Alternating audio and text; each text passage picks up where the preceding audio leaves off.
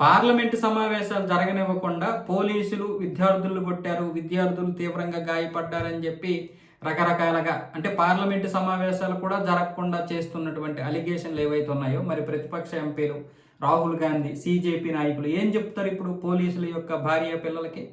ఇప్పుడు ఒక కూతురు బయటకు వచ్చింది. మా నాన్న 15 సంవత్సరాలు ఇండియన్ ఆర్మీలో పనిచేశారు. అక్కడ నుంచి రిటైర్ అయిపోయిన తర్వాత ఢిల్లీ పోలీసు విభాగంలో సబ్ ఇన్స్పెక్టర్గా జాయిన్ అయ్యారు. ఆయన ఆ రోజు జంతర్ మంతర్ వద్ద పనిచేశారు. నాన్నని కొంతమంది గ్రూప్ లోపలికి లాగేసి ఆయన మీద దాడి చేశారు.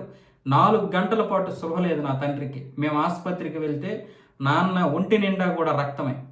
ఒంటి నిండా రక్తంతో బ్రతుకుతాడో బ్రతకడో అన్న విధంగా ఆయన యొక్క పరిస్థితి ఉంది. 4 గంటలు మాట్లాడకపోతే ఏ కూతురైనా, కొడుకైనా, భార్య అయినా ఎలా ఆలోచిస్తారో మీరే ఆలోచించండి. విద్యార్థులకు మాత్రమే న్యాయం జరగాలి, విద్యార్థులకు మాత్రమే అన్యాయం జరిగిందని చెప్పి ఈరోజు చాలామంది ప్రజలందరూ అంటున్నారు కదా. మరి పోలీసుల యొక్క ఇది పట్టదా వాళ్ళకి?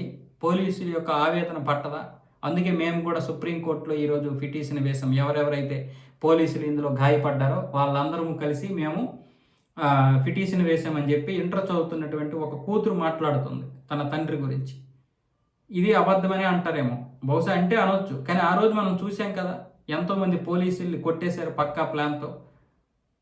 ఎంత దారుణమైనటువంటి పరిస్థితి అంటే, మనల్ని కాపాడడానికి వచ్చినటువంటి వారు మనల్ని కొట్టినా సరే అమిత్ షా ఆదేశించే వరకు కూడా మనం అలా కూర్చుతూ ఉండాలి. ఒకవేళ వాళ్ళ మీద దాడి చేస్తే అంటే వాళ్ళని అడ్డగించేటటువంటి క్రమంలో ఏదైనా లాఠీ చార్జ్ చేస్తే అమిత్ షా ఆదేశించారు కాబట్టి కొట్టాడని చెప్పాలి. మరి వీళ్ళు 60 సంవత్సరాలు పరిపాలించినటువంటి పాలనలో ఎలా చేశారు? ఈ విధంగానే చేశారా? ఒక ట్రాన్స్పరెన్సీ ఉండదా? మరి వీళ్ళకి మనం సమాధానాలు చెప్పాలి కదా.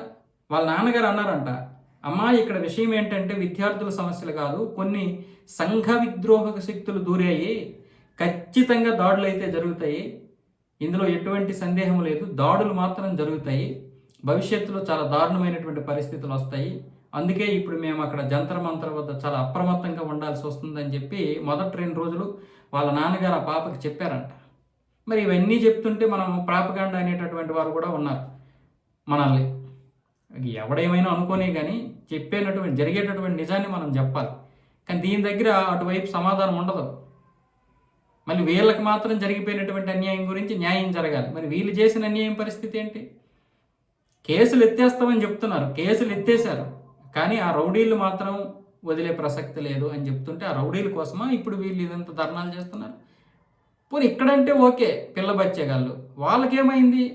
ప్రతిపక్ష ఎంపీలకి ఏమైంది? పార్లమెంట్ని అలా కుదిపేస్తున్నారు. కనీసం సభలు కూడా సమావేశాలు జరగకుండా, అలా సభలు కూడా ముందుకు వెళ్ళనివ్వకుండా, బిల్లులు పాస్ అవ్వకుండా ఎంత పక్క ప్లాన్ చేస్తున్నారు. మళ్ళీ అయోధ్య రామాలయ విరాళాల గురించి ఈ కాంగ్రెస్ వాళ్ళు అయోధ్య రామాలయంకి వెళ్ళొద్దన్నారు, అయోధ్యలో అడుగు పెట్టొద్దన్నారు. వీళ్ళకి ఎందుకు విరాళాల గురించి?